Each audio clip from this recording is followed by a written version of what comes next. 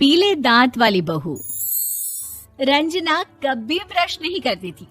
उसे कितनी बार उसके माँ बाप ने डांटा, लेकिन उसका कोई असर उस पर होता ही नहीं था, जिस कारण से उसके दांत पीले पीले हो जाते हैं। शादी के बाद।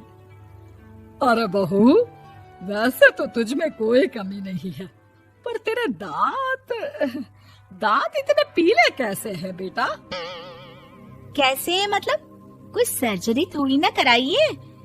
वो तो क्या नाम, मैं ब्रश नहीं करती थी तो पीले हो गए। अब क्या करूं? आप कहे तो लाल करवा लूं या फिर काले? यार ये क्या है, क्यों माँ से लड़ रही हो? लड़ रही हूँ? अरे मैं लड़ रही हूँ या ये बोल रही है कि दांत पीले हैं, पीले। अरे तपस्या थोड़ी ना की है इन्हें पीले करने के लिए। बकायदा ब्रश नहीं किया है 20 साल तक, तब जाकर। छी, कैसी बात कर रही हो? ये उस वक्त तो पीले नहीं थे जब हम लोग तुम्हें देखने आए थे। अरे तब साफ करवा लिया होगा डेंटिस्ट के पास जाकर। अब देखो कैसे पीले पीले लग रहे हैं। रंजना सास की तरफ गुस्से से देखती है। फिर शुरू हो गई पीले पीले पीले। अरे पीले तो तब भी थे जब मेरे हाथ का रसगुल्ला उड़ा उड़ा कर खा रही थी और बोल रही थी, लड़की नहीं गुणों का खजाना दे रहे भाई साहब आप। खैर, अब वो लोग करते भी तो क्या करते, पीले दांत वाली बहू पल्ले पड़ी थी तो झेलना तो था ही। एक दिन कीर्तन में रंजना गाना गा रही थी। अरे कमला बहन, माँ का द्वार है, यहाँ तो सब शुद्ध होकर आते हैं, फिर अपनी बहू को ब्रश भी नहीं करवाती तुम। दूर से पीले पीले दांत भक्ति में बाधा उत्पन्न कर रहे हैं। अरे कोई 2 साल के बच्चे थोड़ी ना लेकर आई हूँ मैं बहू बनाकर। अच्छी खासी लड़की है, अरे कैसे करवाऊं ब्रश? ये तो उसे खुद करना चाहिए ना।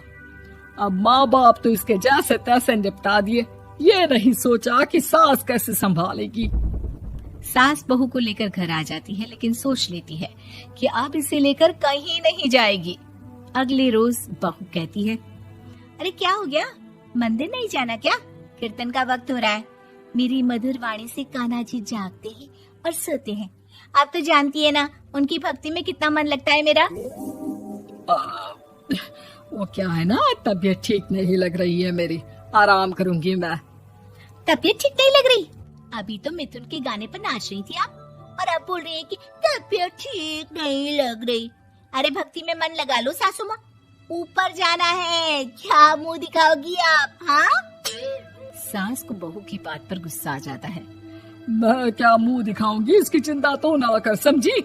अपने मुंह की चिंता कर, जो ये पीले पीले दांत लेकर हर जगह पहुंच जाती है। पता है लोग कितना मजाक बनाते हैं। ना जी ना, मैं नहीं जाना कहीं तेरे साथ। तो ये बात है। कोई ना, मत जाओ, मैं अपने कमरे में ही बैठकर भक्ति कर लूंगी। ऊपर वाला दांत थोड़ी ना देखता है, मन देखता है, भावना देखता है। और अरे बस बस, तू सब कुछ दिखा, बस ये सफेद चमकदार दांत ना दिखाना किसी को, है? जा यहाँ से। बहू को सास की बात का कोई फर्क नहीं पड़ता। वो तो जैसी थी वैसी ही रह जाती है।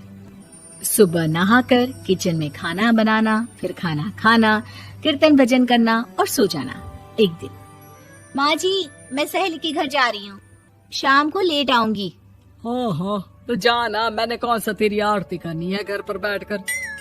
रंजना सहेली के घर जाती है, जहाँ वो पार्टी में जाने की तैयारी कर रही होती है। अरे शिखा, कहाँ जाने की तैयारी कर रही है? मैं गलत वक्त पर आ गई क्या? अरे नहीं यार, उल्टा सही वक्त पर आई है। मैंने ये साड़ी और ज्वेलरी निकाली है यार, शाम को इनके ऑफिस की एक पार्टी में जाना है। बताना कैसा लग रहा है ये सब? नहीं यार, इस ड्रेस के साथ तो वो वाली ज्वेलरी अच्छी लगेगी। हाँ, सही बोल रही है, मैंने ध्यान ही नहीं दिया। वैसे तो हमेशा से मस्त फैशन सेंस रखती है। तो बड़ा जाती होगी ना पति के साथ पार्टी में। रंजना कुछ नहीं बोलती, बस सोचती है कि यार काश ये बात सही हो जाती, पर मैं क्यों नहीं जाती पार्टी में? क्या इन लोगों की कोई पार्टी होती नहीं होगी? रंजना घर आती है और रात में पति से सवाल करती है, एक बात बताइए, आप मुझे किसी पार्टी में क्यों नहीं ले जाते? क्या आपकी यहाँ ऑफिस में पार्टी नहीं होती? पति बेचारा क्या कहता कि दांत पीले हैं तुम्हारे इसलिए। अरे कोई पार्टी होती नहीं हम लोगों के ऑफिस में, तो कहाँ से लेकर जाऊं? और मार्केट, मॉल, कहीं वीकेंड घूमना, कहीं तो। अरे यार सारे हफ्ते में एक छुट्टी मिलती है, तो सोचता हूँ कि आराम ही कर लूं। क्यों? रंजना मन मार के रह जाती है।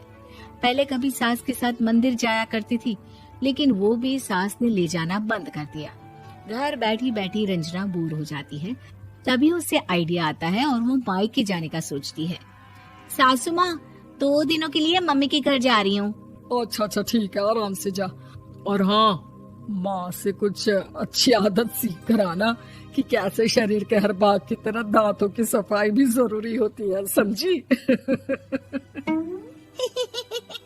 शुरू हो गई ना आप। वो लोग आपकी तरह नहीं है कि छोटी छोटी बात का बतंगड़ बना दे। उन लोगों के लिए मैं मायने रखती हूँ, ना कि मेरे पीले पीले दांत। रंजना माँ को बिना बताए उन लोगों को सरप्राइज देती है, लेकिन जैसे ही वो दरवाजे पर पहुंचती है, अंदर देखती है कि घर वाले कहीं जा रहे होते हैं। अब माँ, काश रंजना दीदी के दांतों वाली प्रॉब्लम नहीं होती, तो वो भी हम लोगों के साथ चलती ना बुआ जी की बेटी की शादी में। हाँ बेटा, लेकिन अब उसे कौन समझाए कि उसको उसके पीले दांत नहीं दिखते, लेकिन उसके आसपास के लोगों को कितना एम्बैरेसिंग फील कराते हैं। मुझे तो कितनी बार उसके स्कूल की टीचर ने शिकायत की कि उसके साथ कोई लड़की बैठना भी नहीं चाहती, और ना ही कॉलेज में कोई उससे बात करना चाहता था। लेकिन पता नहीं क्यों उसे ये बात समझ में ही नहीं आती। कोई कमी नहीं है उस लड़की में, बस यही कि दांत पीले हैं। वो तो भला हो जीजाजी और उनकी माँ का, जो दीदी को जैसी है वैसे ही रखा हुआ है। रंजना को अपने घर वालों की बात सुनकर बहुत दुख होता है।